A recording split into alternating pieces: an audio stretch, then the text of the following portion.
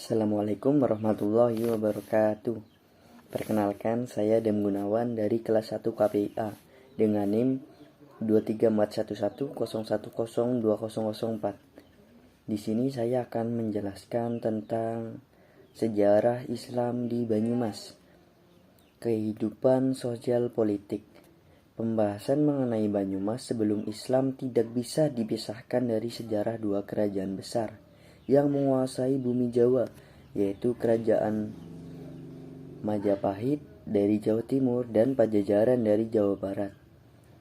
Setelah dua kerajaan besar tersebut, kerajaan-kerajaan di Jawa Tengah bagian timur seperti Demak, Pajang, dan Mataram mengambil alih wilayah Banyumas dengan membangun Kadipaten Wirasaba II dan Kadipaten Banyumas pada abad ke-16 sampai 19. Dengan demikian, Banyumas sebenarnya hanya kota yang merupakan bagian dari Kerajaan Majapahit, Pajajaran, maupun kerajaan-kerajaan di Jawa Tengah bagian timur. Sementara dalam Babat Pasir Luhur, Banyumas pada zaman Kerajaan Pakuan Parahyangan di Jawa Barat bagian timur, tepat pada masa kepemimpinan Sri Prabu Langgawesi Dewaniskala dan putranya Sri Prabu Linggawastu Ratu Purana Jaya Dewata. Dari keempat putra Sri Prabu Linggawastu, sosok Raden Harya Banyaksatra menjadi identitas penting sebagai alat penghubung silsilah Kadipaten Pasir Luhur dengan Kerajaan Pajajaran. Kekuasaan Pajajaran di atas Kadipaten Pasir Luhur hanya sampai pada keturunan keempat Prabu Linggaswatu melalui jalur Harya Banyaksatra, yaitu Adipati Banyaksatra, Adipati Banyakwirata, Adipati Banyakrama, dan Adipati Banyakesumba.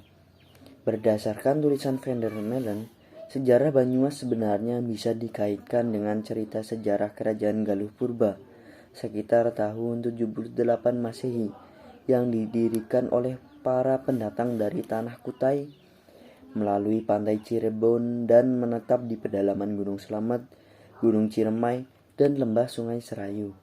Van der Meulen memperkirakan bahwa nama Kerajaan Galuh Purba adalah Galuh Sinduala atau Bojong Galuh dan beribu kota di daerah Medanggili.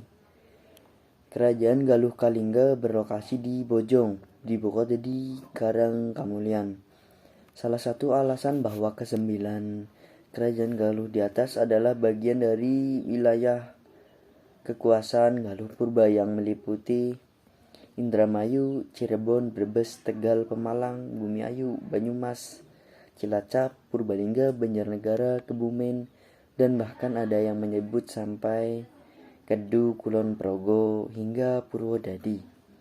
Jika di lereng Gunung Slamet muncul Kerajaan Galuh Purba yang melahirkan Kerajaan Galuh Kalingga sebagai penerus suksesnya, maka di Jawa Barat juga berkembang Kerajaan Salak Negara pada tahun 1030 sampai pada tahun 130 sampai 362 Masehi dengan penerus suksesnya Kerajaan Tarumanegara. Pada saat Kerajaan Tarumanegara dipimpin oleh Prabu Purnawarman pada tahun 395 sampai 434 Masehi, Kerajaan Galuh Purba berpindah dari lereng Gunung Slamet ke Garut Kawali dan menjadi bawahan dari Kerajaan Tarumanegara. Transformasi kekuasaan dari Tarumanegara, Galuh Kawali, dan Galuh Purba dalam beberapa abad selanjutnya melahirkan imperium baru di tanah Jawa, yaitu Kerajaan Pajajaran. Sehingga jika ditarik ke atas, sebenarnya sejarah kerajaan di wilayah Banyumas jauh lebih tua daripada Kerajaan Pajajaran. Puritan menurut Karen Armstrong merupakan agama yang diyakini oleh sekelompok orang yang sangat teguh berpegang pada peraturan-peraturan berdasarkan interpretasi harfiah murni yang bersumber dari kitab suci dan tradisi Islam pada masa awal. Menurutnya, istilah ini menyaratkan makna yang lebih dalam, tidak hanya menggambarkan fenomena gerakan penafsiran agama yang didasarkan kepada teks semata, akan tetapi merupakan gerakan yang sangat berkaitan dengan persoalan-persoalan politik umat, pembentukan identitas, persoalan kekuasaan dalam masyarakat plural. Dengan demikian, istilah revivalisme ini lebih luas jangkauannya karena pada kenyataannya kemunculan gerakan Islam radikal di negara-negara Islam di Timur maupun Asia memang tidak semata-mata didorong oleh dasar-dasar teologi Wahabi dibangun oleh seseorang fanatik pada abad ke-18, yaitu Muhammad bin Abdul Al-Wahhab. Dengan semangat Puritan, Abdul Al-Wahhab hendak membebaskan Islam dari semua perusakan yang diyakininya telah menggerogoti Islam, seperti tasawuf, tawasul, rasionalisme, ajaran Syah, dan berbagai praktek inovasi bid'ah.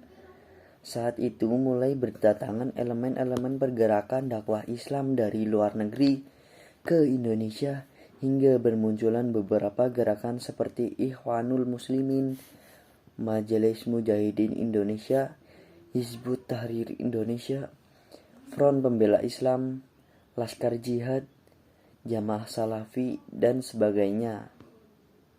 Akibatnya banyak kalangan yang berpandangan bahwa Islam Puritan terinspirasi oleh Wahabisme yang sangat gencar melawan semua bentuk apresiasi terhadap adat dan tradisi lokal.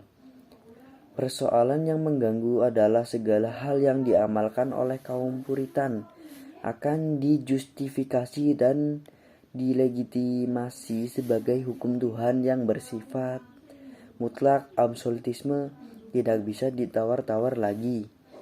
Dalam paradigma Muhammad Ghazali, kaum Puritan tidak lebih dari sekedar pelempar hadis, yakni melemparkan hadis-hadis kepada lawan-lawan mereka untuk menyalahkannya. Berdasarkan pengamatan peneliti, terdapat dua organisasi keislaman yang Puritan yang berkembang di wilayah ini adalah Majelis Tafsir Al-Quran atau yang sering disebut juga dengan MTA dan Al-Irsyad.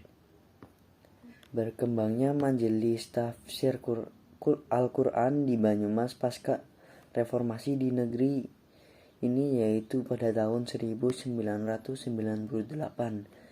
Banyak bermunculan gerakan keagamaan baik tingkat nasional maupun lokal.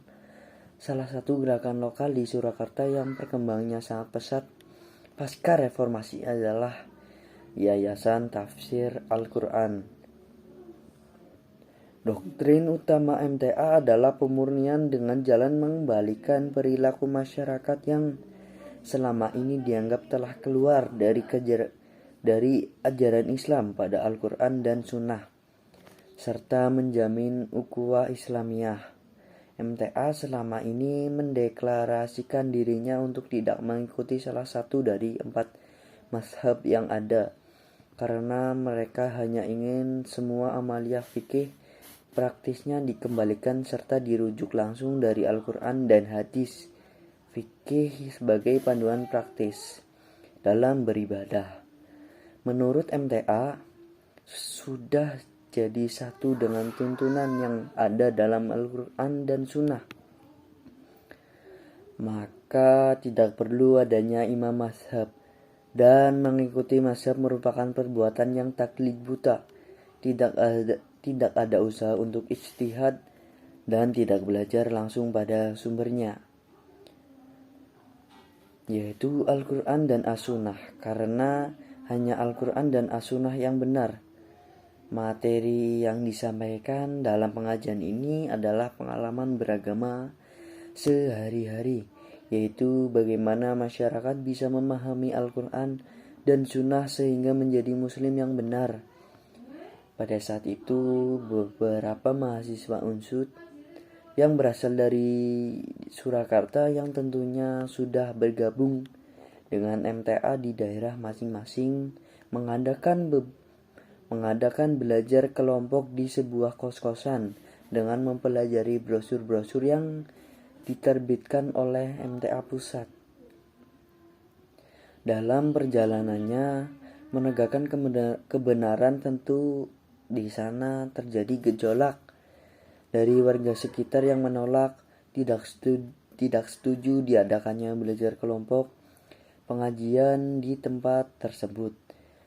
Pengajian tetap berjalan rutin, pesertanya semakin bertambah, tidak hanya dari mahasiswa Unsud, namun beberapa orang dari daerah sekitar Banyumas, yaitu Cilacap, Purbalingga, yang berprofesi sebagai pedagang.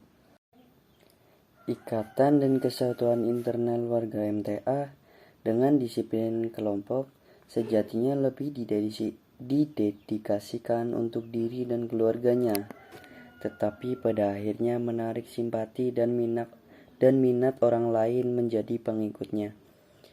Beralihnya seseorang menjadi pengikut MTA tidak semata-mata karena daya tarik